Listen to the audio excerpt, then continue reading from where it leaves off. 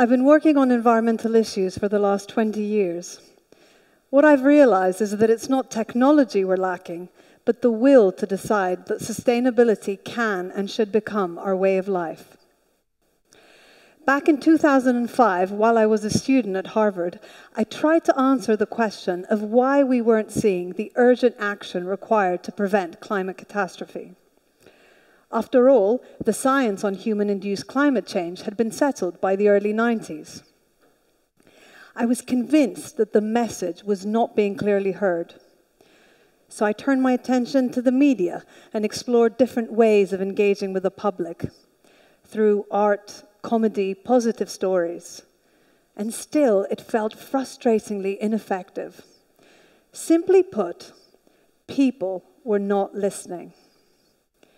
And then something changed. It was while I was working as an environmental consultant on this documentary that I learned about a group of kids in India. They were out on the streets campaigning for plastic bags to be banned and educating their communities on plastic pollution.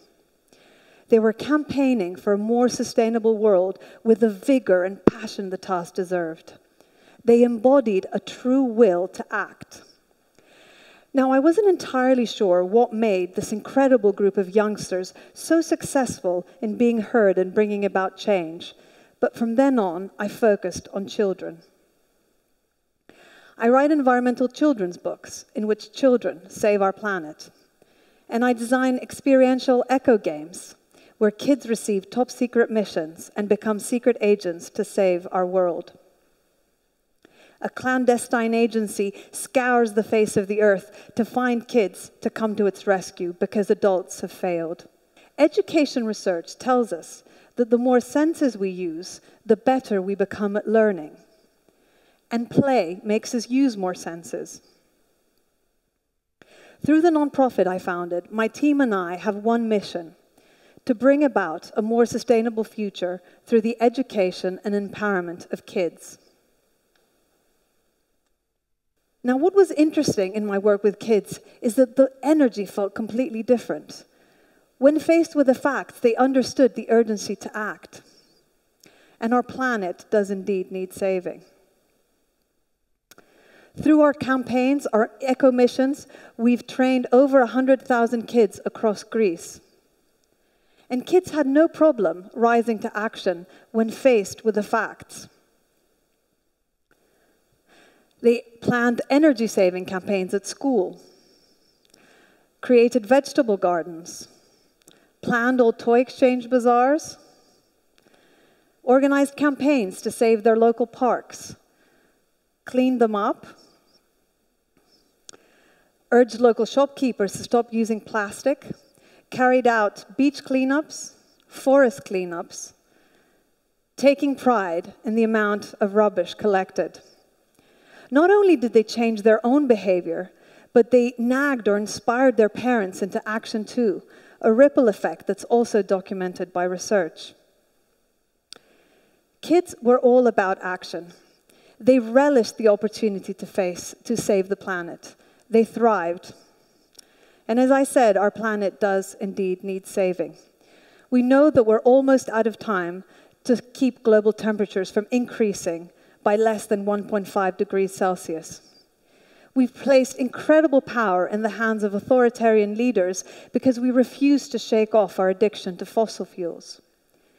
There will be more plastic in the ocean than fish by 2050, and we've lost 2/3 of the world's wildlife population in the last 50 years alone. As we barrel into the great unknown, we continue to behave as if there are other planets to go to if we mess this beautiful one up. The author Penelope Lively wrote, "Children are not like us. They inhabit a world we've lost and can never recover." What makes kids so unlike us in jumping at the chance to take on this challenge? What can we learn from them in our fight to save our one and only home? Well, I believe it boils down to 3 traits. 3 gifts that children have in abundance that we lose as we grow older, along with our will to act, even in the face of impending catastrophe. The first is knowing how to be a protagonist. A protagonist is defined as someone who's the leading character in events. A hero is someone who possesses abilities that are greater than those of the average person. In my books, children are the protagonists. And children know how to do that so well. From early on in life, they develop their sense of self through narrating stories in which they are the heroes. How they found the elusive egg at the Easter egg hunt, or conquered the playground monkey bars. They don't shy away from placing themselves right in the center of their narrative. Most adults don't feel like the stars in their lives. Society, our education, mold us into being practical and realistic, and we praise the unpretentious. Most of us think like we're in supporting roles at best. Now, in my experience, average people don't exist. And we certainly can't save the world through mediocrity. Meet Jonathan Olankunle, a Nigerian environmentalist who's decided to tackle Nigeria's waste problem by dressing up as Spider-Man, cleaning the streets, and raising awareness as he goes. Now, I'm not suggesting we all don superhero costumes, but let's admit, just for a second, as we're looking at this, we're thinking that it's hubris to believe we can change the world. But in order to save our life as we know it, we'll need to become something more than average. To understand that the sum of our individual actions is what's threatening our quality of life, our health, and safety. We are more powerful than we think, and we need to own up to that, good and bad. The second trait is wonder. To comprehend the consequences of our actions, we'll need to reawaken our sense of wonder. Children are full of this incredible quality. Wonder keeps us curious and open to the world and others. It makes us ask the question, where do things come from and where do they go?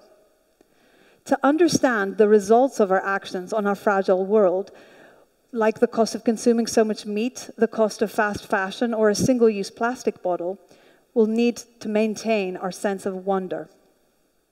Wonder can also lead us to radically new, innovative solutions. The circular economy, cradle to cradle, are all about wonder and creativity. When someone looks at a dripping bowl of nets, not just as garbage, but in wonder, they begin to think of creative solutions of what this could become. That's exactly what a Greek nonprofit called Enalia does in Greece and Italy. They incentivize fishers to clean the waters from plastic, such as discarded fishing nets, and upcycle them into useful items, like socks. Another Greek organization, Blue Cycle, turn marine plastic into beautiful furniture. A further example, the George Washington Carver Edible Park in North Carolina. Someone had to look at this neglected area in wonder, imagine what if, and turn it into a community edible food forest. Sustaining a sense of wonder can also make us live more mindfully, more in the moment. In his collection of essays, Zen and the Art of Saving the Planet, the great Zen teacher Thich Nhat Hanh mentions his student, Cristiana Figueres, the Costa Rican diplomat and one of the key architects of the Paris Climate Agreement. She says that her mindfulness practice gave her the inner stamina, the depth of optimism, commitment, and inspiration to carry her through when things got really tough at the Paris negotiations. Which brings me to the third trait that we can learn from: ambition. We need protagonists that are filled with a sense of mindful wonder, but we need them to be ambitious too. For children, everything is feasible. My 3-year-old is convinced he can fly once he gets the broom to work properly. Adults are more aware of what can't be done. That's our starting point. As we head towards the great unknown, we should be asking more "why not" questions, just like kids. Jadav Payenne, also known as the Forest Man, has been single-handedly planting 1 tree every day since 1979, creating a forest that is now larger than Central Park in New York. Wonder-filled, ambitious protagonists can create a forest of change. These are the green skills, the upskilling we so desperately need to tackle the environmental crisis.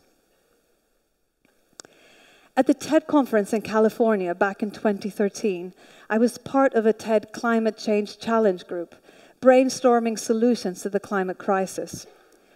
I argued that the solution was to be found in kids. I believed this so much that I then published a novel about a group of teenagers.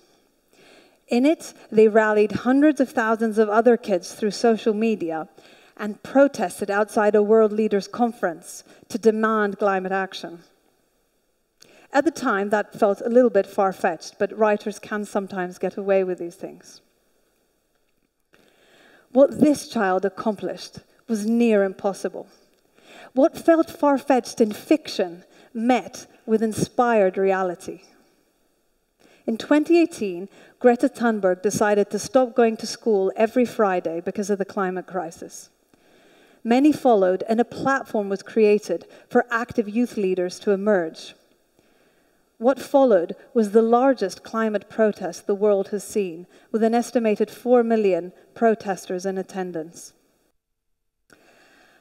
What the youth movement has achieved is incredible, proving beyond any doubt that we should seek to learn from kids. Their ambition and clarity of thought are far from childish. They are more sensible than anything going through our world leaders' minds as we speed off the cliff. I fear that we, as adults, are not supporting these wonder-filled, ambitious protagonists. We need to take our place beside them as wonder-filled, ambitious protagonists too.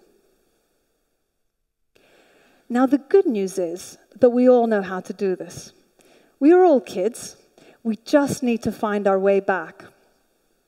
There are many ways to reawaken these qualities in us. We can exercise our creativity, spend more time outdoors, simplify, meditate, spend more time around children, observing how they embody these qualities, how they use their power of imagination. I've heard many voices say that our environmental failure is a failure of imagination. And I believe that's true. Our leaders have failed in imagining a smarter, better world. We have failed.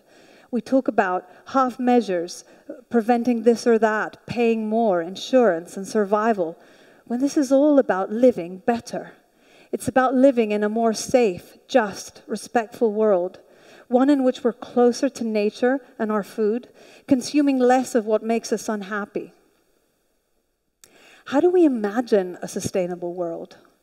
What does it look, taste, smell, feel like?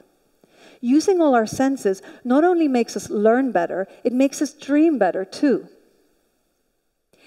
Imagine a town with green roofs and solar panels on every building, children learning outdoors, people breathing in clean air and eating mindfully. My dream of a sustainable urban community is one in which I welcome my kids walking home from school nearby, where I can feel my fingers picking a strawberry off its stem while chatting to a neighbor, where I'm free to run in verdant, lush green spaces nearby. We need to picture our vision of sustainability clearly, who we are in it, who our team, our family, our organization is. So today, I'm going to ask you to do just one thing that kids are fantastic at, that brings together these three qualities. And I'm going to call it firing up your radical, experiential, environmental imagination. That is what we need to set ablaze within us. No matter what your role or organization, dare to imagine yourself as a protagonist in creating your sustainable vision. We need to imagine experientially to rekindle that sense of wonder. And that vision and why we want it will be the motivator in us overcoming difficulties as they come. It will also help us meet people along the way. As my 6-year-old friend Alexander said, When it comes to climate change, we shouldn't think of other people as strangers, but as creative partners, because united, we can achieve anything. As we navigate critical decisions, as we race against the clock to save our planet and ourselves, let's spend some time understanding our duty as protagonists. Let's rekindle our sense of wonder, and let's dare to be more ambitious than ever before, because our very life depends upon it. Thank you.